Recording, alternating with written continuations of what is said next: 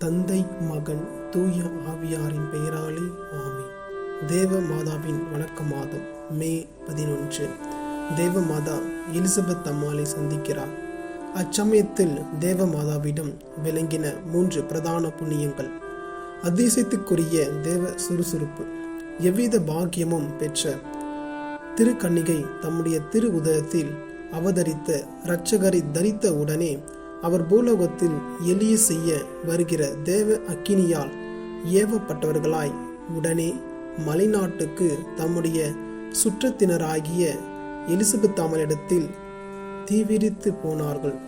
அந்த அதிசயத்துக்குரிய தேவ கன்னிகை தம்முடைய திரு இருதயத்தில் எரிகிற தேவ சிநேகத்தின் ஆவலை கொண்டு எவ்வளவு சுறுசுறுப்புடன் அதற்கு சம்மதித்தார்கள் என்று தியானிப்போம்.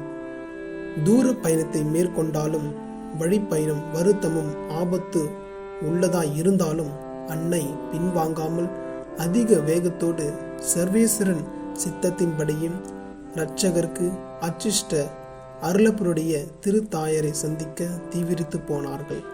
தேவ ஊழியத்தில் சுறுசுறுப்பில் உள்ளவனுடைய அடையாளம் இதுதான். அவன் தேவ கிருபையின் ஏவுதலுக்கு அமைந்து ஞான சந்தோஷத்துடன் ஆண்டவருக்கு ஊழியம் செய்து தேவ நீதியின் உன்னதமான வழியில் முழு மூச்சுடன் நடந்து வருவான். தேவ ஊழியத்தில் அசட்டை உள்ளவனோ என்றால் புண்ணிய நெறியில் உறுதியாக நடவாமல் வருத்தத்தோடும் கஸ்தியோடும் தேவ ஊழியத்துக்கு அடுத்தவைகளை நிறைவேற்றுவான். இப்போது நீங்கள் தேவ ஊழியத்தில் சுறுசுறுப்பு உள்ளவர்களோ அல்லது அசட்டை உள்ளவர்களோ என்று பாருங்கள். அந்த ஞான அசட்டைத்தனமானது எவ்வித தீமைகளுக்கும் இடம் கொடுக்கும் என்பதற்கு சந்தேகம் இல்லை. மிகுந்த மனத்தாட்சி. இந்த பரம கன்னிகை தேவ மாதாவாய் இருக்கின்றதால் சகல உலகங்களுக்கும் ராக்கினியாய் எல்லா மனிதருடையவும் வான தூதர்களுடைய வணக்கத்துக்கும் ஊழியத்துக்கும் உரியவர்களாய் இருந்தார். ஆயினும் அன்னை அச்சிஷ்ட எலிசபெத் அம்மாளை சந்தித்து அவர்களுக்கு தம் உதவிகளை வழங்க அதிசயத்துக்குரிய மன தாட்சியுடன் பணிவிடை செய்ய தானே முன் வந்தார்கள்.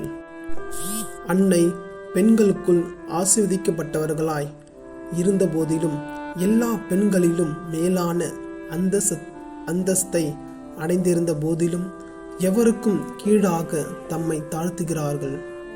இந்த பரம நாயகியின் நடத்தைக்கும் நம்முடைய நடத்தைக்கும் எவ்வளவு பாதூர வித்தியாசம்! அன்னையினுடைய மனத்தாட்சிக்கும் நம்முடைய ஆங்கார அகந்தைக்கும் எவ்வளவு வித்தியாச வேற்றுமை! எண்ணிக்கைக்குள் அடங்காத சுகிர்த நன்மைகளை பெற்று எல்லா சிருஷ்டிகளிலும் உயர்ந்தவர்களாய் இருந்த போதிலும் தம்மை பெருமையாய் எண்ணாமல் எல்லோருக்கும் முன்பாக தம்மை தாழ்த்த விரும்புகிறார்கள். எவ்வித பாவ அசுத்தங்களாலும் நிறைந்த நாமோ என்றால் அகந்தையான பெருமையை கொண்டு எல்லாருக்கும் முன்பாக மகிமையுடன் விளங்கவும் வாழ்த்தப்படவும் விரும்புகின்றோம். சுயநலமற்ற பிற சிநேகம். தேவமாதா அச்சிஷ்ட எலிசபெத் அம்மாளிடத்தில் தங்கின பொழுது செய்த புண்ணியங்களையும் காண்பித்த சுகிர்த மாதிரிகளையும் சொல்லந்தரமன்று மிகுந்த அன்போடும் சுறுசுறுப்போடும் அச்சிஷ்ட எலிசபெத் அம்மாளை வணங்கி அன்னைக்குரிய சகல உதவிகளையும் செய்து கொண்டு வந்தார்கள்.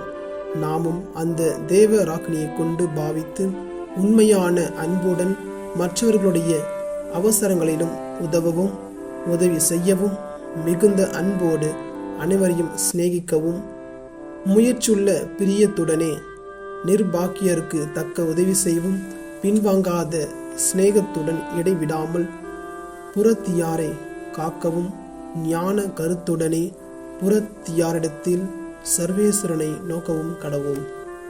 ஜெபம்.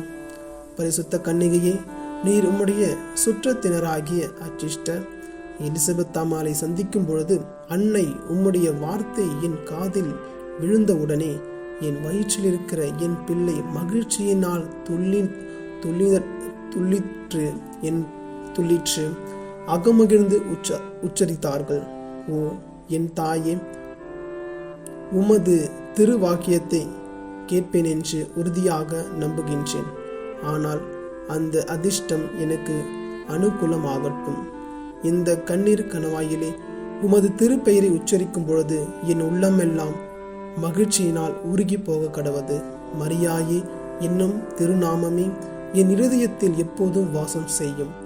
என் வாக்கில் எப்போதும் வாரும். என் சந்தோஷமாயிரும், என் ஆதரவாயிரும், என் பாக்கியமாயிரும். மரியாயே என்னும் திருநாமமே உம்முடைய அடைக்கலத்தால் ஒருவனாகிலும் அவன் நம்பிக்கையாய் இருக்க மாட்டேன். இத்தினத்தில் அடிக்கடி நாம் சொல்ல வேண்டிய சுகீர்த ஜெபமாவது: ஓ தேவமாதாவே, மெய்யான சர்வேஸ்வரனான இயேசு கிறிஸ்துநாதர் பேரில் என்னுடைய இருதயம் தேவ சிநேகத்தால் பற்றி எறிய செய்திருக்கும். 11ஆம் நாளில் செய்ய வேண்டிய நற்கிரிகையாவது: தங்களுக்குள்ளே பகை வர்மமாய் இருக்கிறவர்களை சமாதானப்படுத்துகிறது. புதுமை: தேசத்தின் ஜனங்களும் அப்பட்டமானத்தின் குடிகளும் எவ்வூரின் பிரஜைகளும் பழங்கால தொட்டு பரிசுத்த கன்னிகையின் மேல் பக்தியாயிருந்து தங்களுடைய நாடுகளில் திருத்தலங்களையும் தங்களுடைய பட்டணங்களில் பிரம்மாண்டமான கோவில்களையும் தங்களுடைய கோவில்களில் அழகான பீடங்களையும் அமைத்து இந்த பரம நாயகியை மகிமைப்படுத்துவதை நாம் அறிவோம். ஆனால் தேவ மாதாவின் மீது வைத்த பக்தி விசுவாசத்தில் இத்தாலிய தேசத்தால் தலை சிறந்து விளங்குகின்றனர். திருச்சபைக்கு தலையும் அஸ்திவாரமாய் இருக்கிற ரோமபுரியில் இத்தகைய பக்தி விசுவாசம் மிகுதியாக விளங்குவதை காண்போம். அதுவும் அதிசயமல்ல. எல்லா வீடுகளிலும் தேவமாதா படமும் எல்லா தெரு வீதிகளிலும் தேவமாதாவின் சுரூபங்களும் அலங்காரமாக ஸ்தாபிக்கப்பட்டிருக்கின்றது. அலங்காரமாக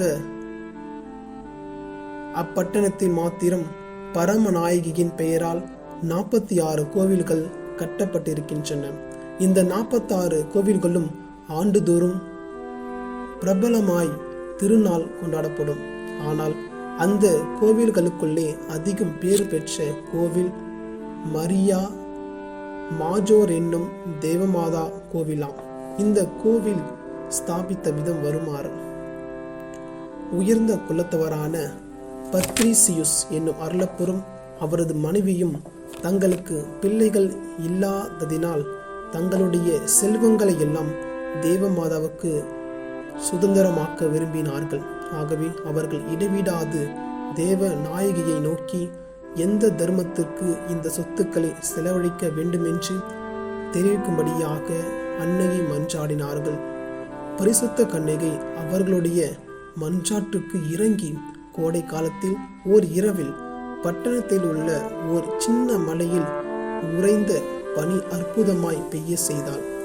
அதே இரவில் அருளப்பருக்கும் அவருடைய அருமை பத்தினியாருக்கும் உலகத்தில் பன்னினாவருக்கும் இந்த பாப்பானவருக்கும் தோன்றி எஸ்கூலினுள் என்னும் மலையில் உறைந்த பனியால் மூடப்பட்டிருக்கும் இடத்தில் நமது பெயரால் ஓர் கோவில் கட்ட வேண்டும் என்றார்.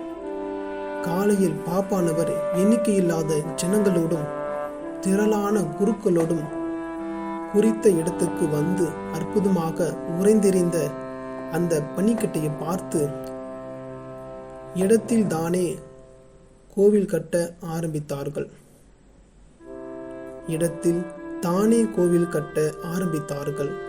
இவ்விதமாய் இவ்விரண்டு புண்ணியவர்களின் சொத்தை கண்டு மிகுந்த அலங்காரமான சிறப்போடு கோவில் கட்டப்பட்டது.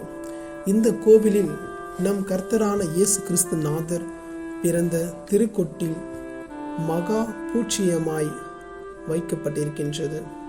கர்த்தர் பிறந்த திருநாளுக்கு பின்வரும் நாட்களில் அனைத்து உலகிலும் இருந்து ஏராளமான கிறிஸ்தவர்கள் இயேசு கிறிஸ்துநாதருடைய அளவிருந்த சிநேகத்தையும் அளவறுக்கப்படாத மனத்தாட்சியம் நினைத்து அத்திருக்கொட்டிலை வணங்க வருவார்கள். அக்கோவில்தான் சுவிசேஷகரான புனித லூகாஸ் என்பவர் சித்திர வேலையாய் செய்த தேவ மாதாவின் படம் பூச்சியமாய் வைக்கப்பட்டிருக்கின்றது. அதையும் ஏராளமான ஜனங்கள் பார்க்க போவார்கள். அத்திருப்பிடத்தில் பரிசுத்த கன்னிகையின் முகமானது அழகுள்ளதுமாய், தயை உள்ளதுமாய், சாந்த குணம் உள்ளதுமாய், பிரதாபம் உள்ளதுமாய் விளங்குகின்றது. அவளுடைய மடியில் இயேசு கிறிஸ்து நாதருடைய சாயலை காட்டுகிற சுரூபம் ஒன்று அதிசயத்துக்குரிய அழகுள்ளதாய் துலங்குகின்றது. அதன் இடது கையில் ஒரு புத்தகம் வைத்துக்கொண்டு வலது கை ஆசீர்வதிக்கிறது போல் தீட்டி இருக்கின்றது. தேவபாலன் தமது திருக்கண்களை தம்முடைய தாயின் மீது திருப்பி இருக்கின்ற பாவனையில் அமைந்திருக்கின்றது. ஆகையால் இந்த திருப்படத்தை பார்க்கிறவர்கள் தங்கள் மனதில் தேவ சிநேக அக்கினி அதிகரிக்கின்றதாக உணர்கின்றார்கள். கிறிஸ்தவர்களே, தேவ மாதாவினுடைய திருப்படத்தை உங்களிடத்தில் பக்தியாய் வைத்து அடிக்கடி பார்க்க கடவீர்கள். இயேசுவின் ரத்தம் ஜெயம், மரியே வாழ்க. தந்தை, மகன், தூய ஆவியாரின் பெயராலே